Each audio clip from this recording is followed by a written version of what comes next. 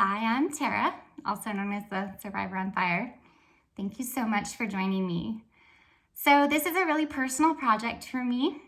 I'm going to do my best to be very raw and authentic because I know that that's the only way I can really help anyone.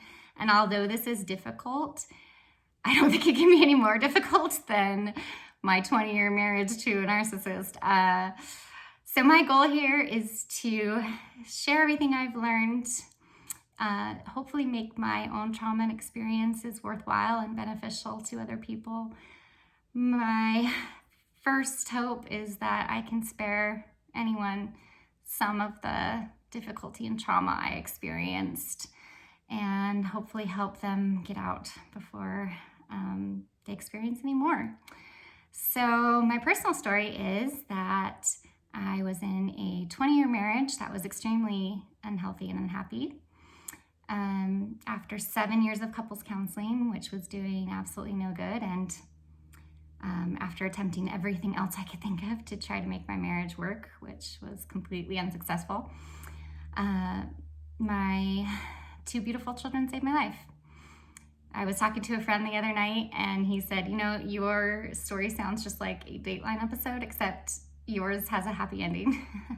And that is painfully true. So my children ran to the neighbors in the middle of the night after my ex had a psychotic break and said he was going to kill me. Luckily, the police found him before he found me and arrested him with a loaded shotgun and a trunk full of ammunition. He was arrested on a Saturday morning, and by Monday morning, a friend had posted his $50,000 bail and he was walking the streets. It was absolutely shocking to realize that I had no legal protection. I took my children and went into hiding. I was not only afraid for my life, but I was also afraid that he was going to come after them. Not that he would hurt them, but I was very concerned that he might kidnap them. He knew he was in trouble.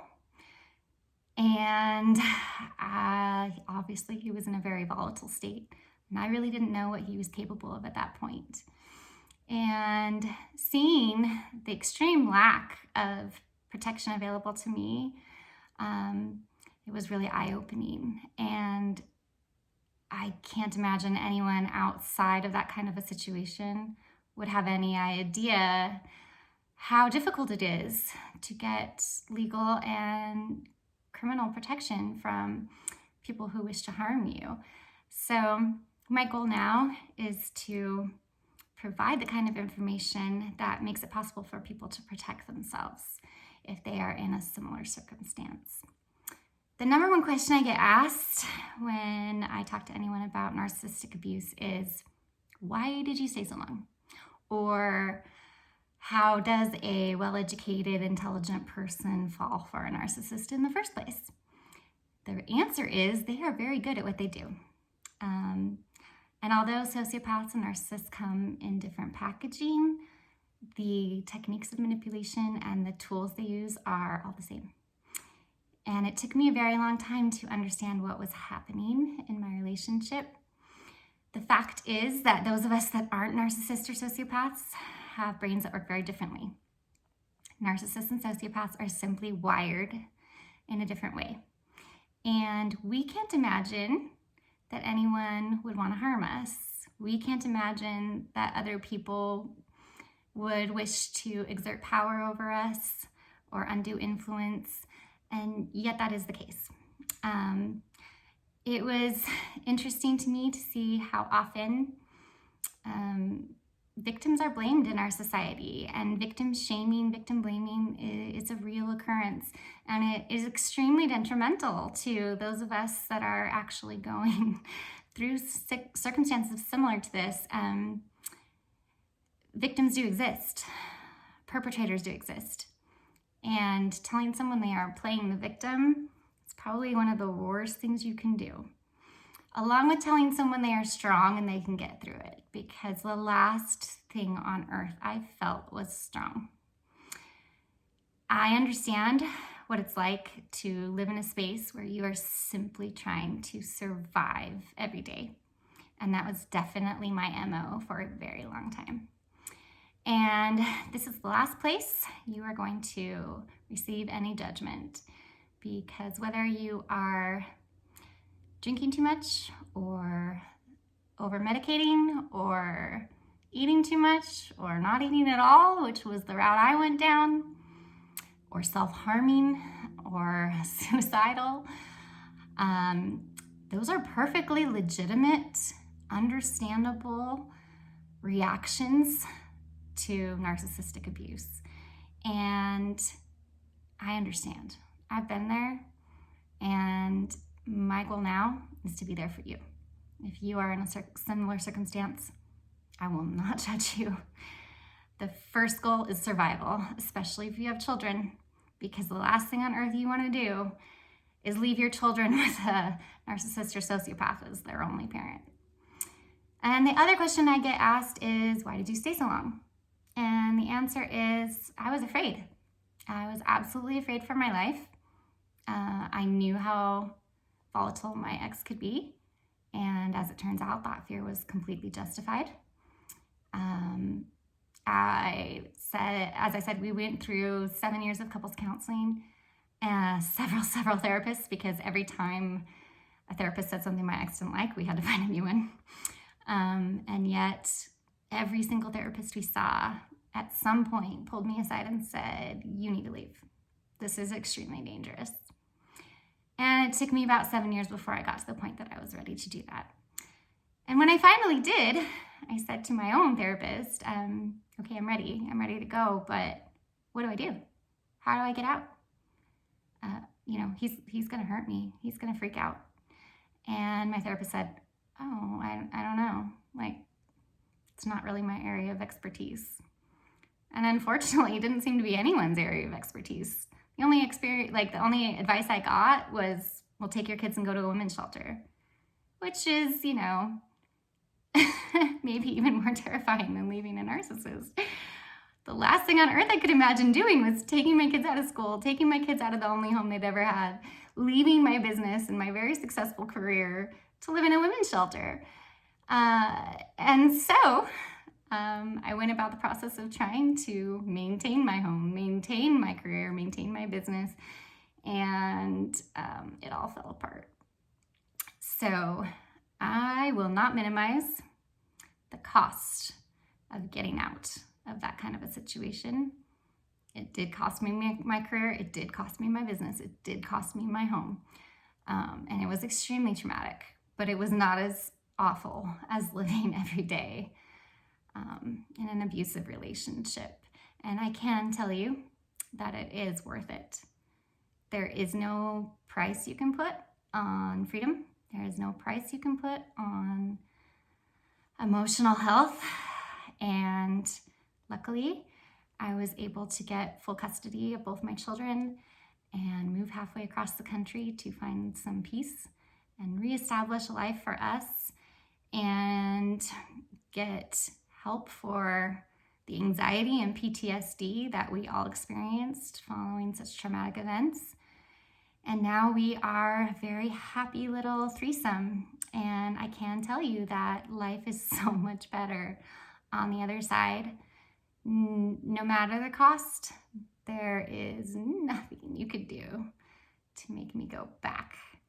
And I want to tell you that it's worth it. I am here to help you through it. I'm here to help you every single step of the way. And if there's anything I can do to support you as you're going through this journey, I'm here. So please feel free to contact me anytime if I can help you. I have a really good friend that is an attorney, and she is in a very similar situation to mine. However, she is still legally battling her ex in court. She has been for 5 years. They're in a custody battle over her two girls. And it's been really interesting to speak with her and work with her. As an attorney, it's crazy. She's, you'd think she'd be the expert in the field, and yet sociopaths and narcissists are so good at manipulating the system. They can manipulate judges. They can manipulate therapists. They can manipulate family members. They can manipulate anyone. And I understand. I am so thankful that I don't have to try to co-parent or share custody with my ex. I was terrified to do that. And that's one of the reasons I stayed so long. I felt like I needed to be there to be a barrier to protect my children because I didn't know what would happen if they were alone with him. And so if you are in that kind of a situation, my heart goes out to you, and I will provide as many resources for you as I can if you are in, a similar circumstance. Narcissists are so good. They're so good at what they do. And if you had looked at my life a couple years ago, if you weren't one of the people that was really close to me, my life would have looked pretty idyllic. I owned two very successful businesses. I had a really large dance studio and a preschool. And if you followed me on social media, I was very good at protecting my narcissist, at enabling his behavior, at keeping the image of this happy family alive. And he was also very good at perpetuating it. So those of us, like those in my community, probably thought we had a pretty ideal family life. And behind closed doors, nothing could have been further from the truth. They are so good at what they do, and that's why it's so confusing. And, the truth can be really ugly. And I think one of the reasons I had such a hard time was that I didn't want to admit how ugly my situation was. The people around me didn't want to face how ugly the situation was. And when you minimize their behavior, it simply empowers them. And the first thing narcissists and sociopaths are looking for is power. That is all they really care about. And so whatever we can do to take back the power in our lives, that's what we need to do. And the reason I'm calling my channel Survivor on Fire is I feel so passionate about helping women reignite their passion for life, find a new life, a new purpose, and also illuminating the truth, whether it be ugly or pretty or whatever. You can't change circumstances until you realize the circumstances you're in. So admitting that there is a problem is the first step, and shining the light on it is the second, and walking out the door is the third, and healing is the fourth. So I am here to help you through all 4 steps, and I really hope that this information is beneficial. I know I might be biased. I have a teaching degree. I'm an educator at heart, and so I think knowledge is power. It was for me.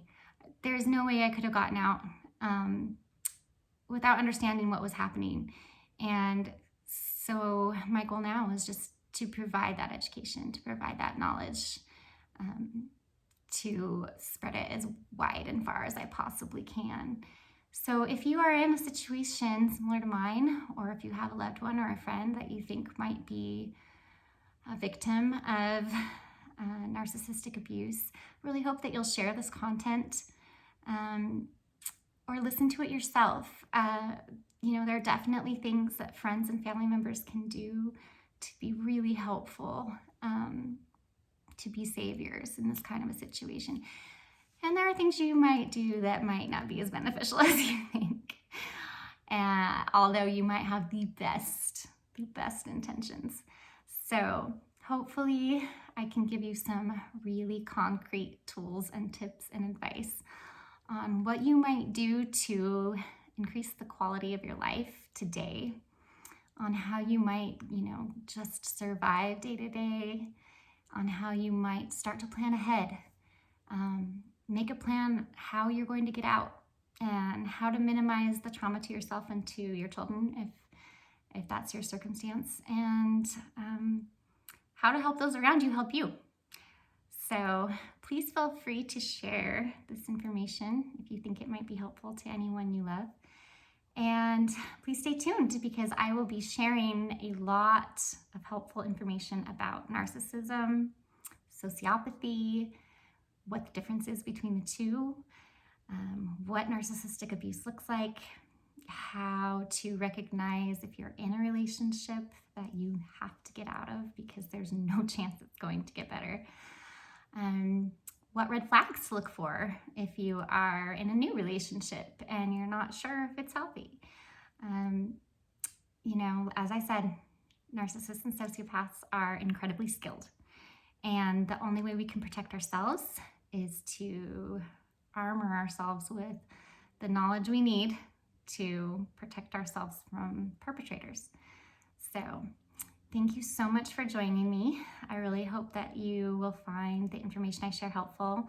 And please feel free to message me. I would love to hear your stories and what you're doing to survive and thrive after narcissistic abuse. Thanks.